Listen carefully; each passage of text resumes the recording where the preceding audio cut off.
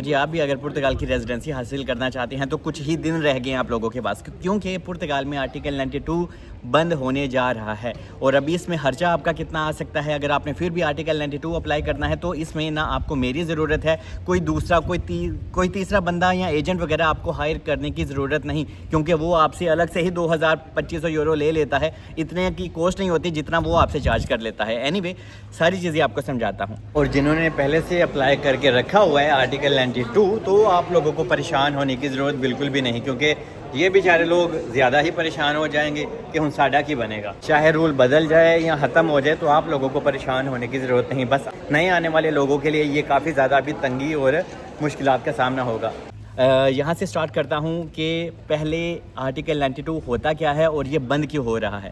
Article 92 آسان لفظوں میں، اگر آپ کے پاس شینجن ویزا وغیرہ ہوتا تھا جرمنی فرانس کا تو آپ یہاں پہ پرتگال میں آتے تھے اور یہاں پہ آنے کے بعد آپ اپنا نیف نمبر بنواتے تھے، آپ اپنا سوشل سیکیورٹی نمبر بنواتے تھے اور آپ اپنا ووکیشنل ٹریننگ کورس لیتے تھے۔ آسان لفظوں میں آپ تھوڑی سی ایجوکیشن کوئی کورس سیکھتے ہیں تو ان کو یہاں پہ ووکیشنل ٹریننگ کورس کہا جاتا ہے۔ تو جب آپ کے پاس کورس آ جاتا ہے تو آپ آئیما کی بایو میٹرکس کی اپوائنٹمنٹ اٹھاتے ہیں، مطلب کہ اپنی ریزیڈنسی کے لیے۔ تو اس میں آپ کا تقریباً 6 سے 8 مہینے بھی لگ سکتے ہیں جب آپ کا پروسیس سٹارٹ ہوتا ہے اس کے بعد، کیونکہ آج کل لوگ یہاں پہ نئے آ نہیں رہے تو تھوڑا سا پروسیس ابھی دھیرے دھیرے فاسٹ ہو جائے گا۔ لیکن پرتگال نے ابھی یہ کہا ہے کہ ہم اس آرٹیکل کو بند کرنے جا رہے ہیں، کیونکہ یہ آرٹیکل 88 اور 89 کا ہی بائی بہن ہے۔ مطلب کہ پرتگال نے نارمل امیگریشن بند کی تھی، اس لیے بند کی تھی کہ یہاں پہ رش کم ہو سکے، لیکن لوگوں نے کیا کیا کہ آرٹیکل 92 کا سہارا لینا سٹارٹ کر دیا۔ مطلب کہ ایک چیز بند ہوئی تو لوگوں نے دوسرا کام سٹارٹ کر دیا۔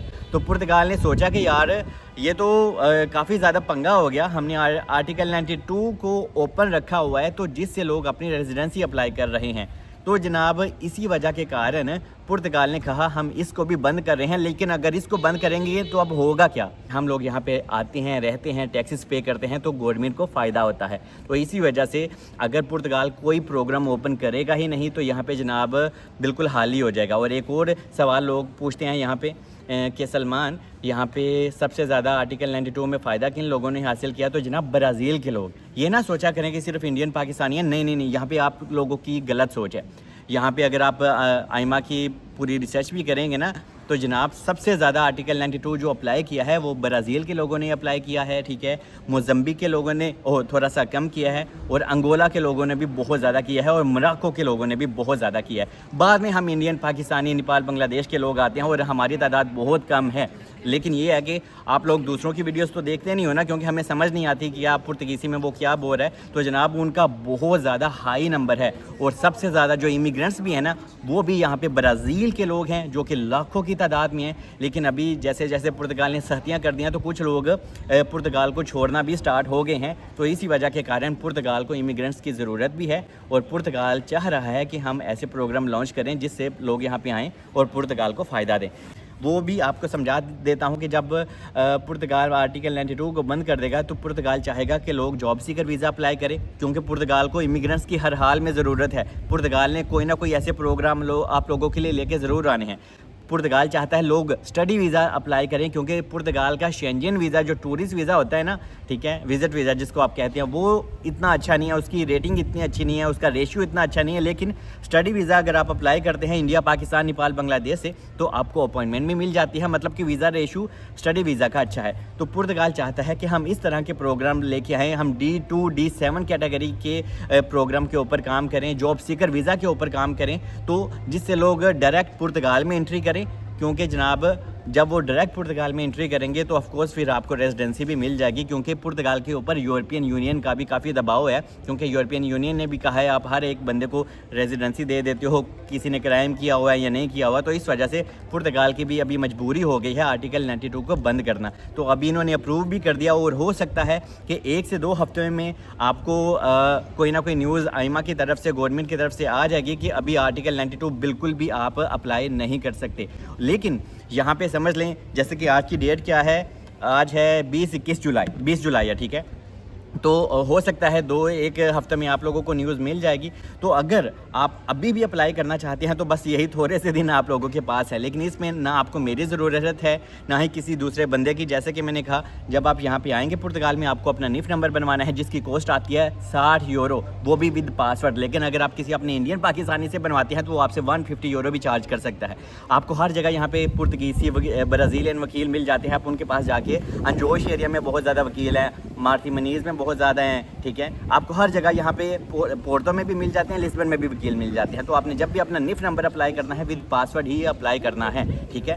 اور جب آپ کے پاس NIF نمبر آ جاتا ہے تو آپ فاتورہ میں جا سکتے ہیں. لیکن اگر آپ نے فاتورہ میں جانا ہے, اس کے علاوہ اور بھی بہت زیادہ انسٹیٹیوٹ ہیں, تو جناب آپ نے آن لائن کورس ہوتا ہے 18 مہینے کا, لیکن آپ کو فزیکل جا کے بھی کلاسیں لینی ہوتی ہیں. اور آپ کی ایج اگر 40 سال سے کم ہے تو ہی یہ کورس حاصل کریے گا, کیونکہ آج کل کافی سختی ہو رہی ہے. کیونکہ پرانے جو لوگ یہاں پہ آئے ہوئے تھے تو جناب انہوں نے تو 60 سال کے بندے کو ابھی ایڈمیشن کروا دیا ایجنٹوں نے, تو اس وجہ سے سختیاں بھی ہو گئی ہیں اور حکومت کو بھی سب کچھ پتہ ہے.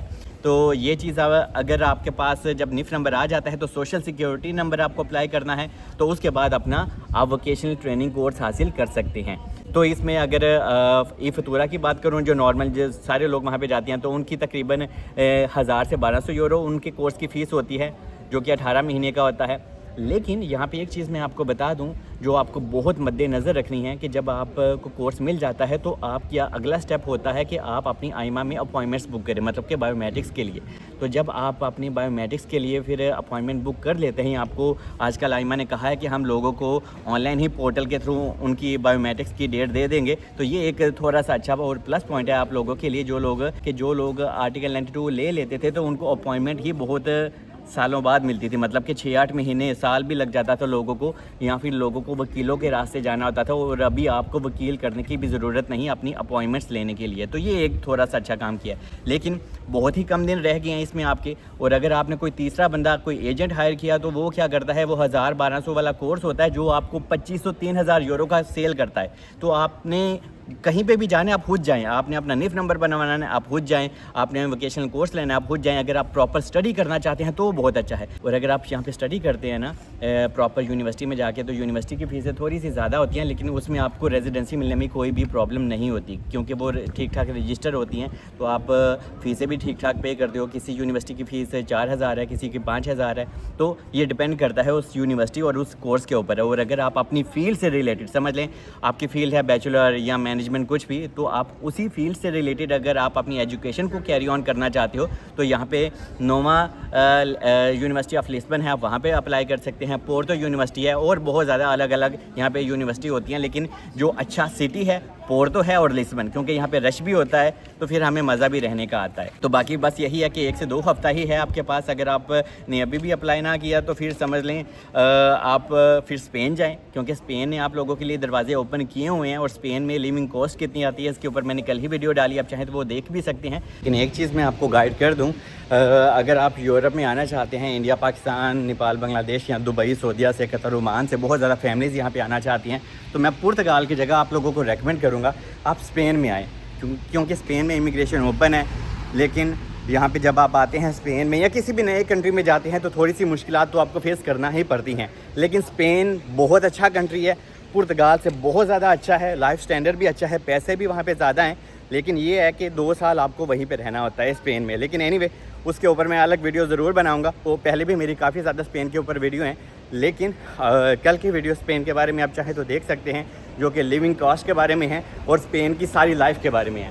باقی ہوپ کہ میں نے آپ کو ساری چیزیں گائیڈ کر دی ہیں. ویڈیو اچھی لگی ہے تو لائک اور سبسکرائب ضرور کیجیے گا, کیونکہ میں آپ لوگوں کے لیے بہت اچھی اور مزیدار ویڈیوز بناتا رہتا ہوں, جو کہ آپ کے کافی کام آ جاتی ہیں. کیونکہ اس میں سیدھا ڈائریکٹ کام ہوتا ہے اور آپ کو کسی دوسرے بندے کی ضرورت ہی نہیں ہوتی کہ یار میں تو کسی بندے کو پرتگال میں جانتا ہی نہیں. یہاں پہ آپ نے اینٹ کو ٹھوکا تو ایک وکیل نکلا, وہ آپ سے پوچھتا ہے آقا کوئی کام میں آتے 200, تو آپ نے کسی دیسی کے پاس آپ کو جانے کی ضرورت نہیں, آپ کو ہر جگہ برازیل کے لوگ یا پرتگیزی وکیل مل جاتے ہیں. باقی اللہ بھی ملتے ہیں نیکسٹ ویڈیو میں. Stay blessed.